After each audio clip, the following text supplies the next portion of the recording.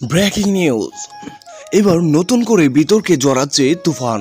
বন্ধ হয়ে যেতে পারে এই সিনেমা। কিছুটির জন্য কাটছে না তুফান সিনেমার শনি।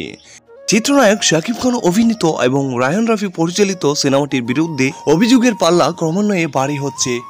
শুটিংয়ের নামে বিদেশে অর্থ পাচার, দৃশ্যপট নকল, গান নকল, অতিরিক্ত রেন্টাল দাবির অভিযোগে এবার কাঠগড়ায় তুফান। সিনেমার একটি দৃশ্যে শাকিবকে কিশোর বয়সে এক ব্যক্তির গলা কেটে মুন্ড হাতে নিয়ে যেতে দেখা গেছে। অবাক করা বিষয় হলো, সিনেমার এই দৃশ্যটি ব্লার করা হয়নি। এভাবেই সারা দেশে প্রদর্শিত হচ্ছে এই অংশ।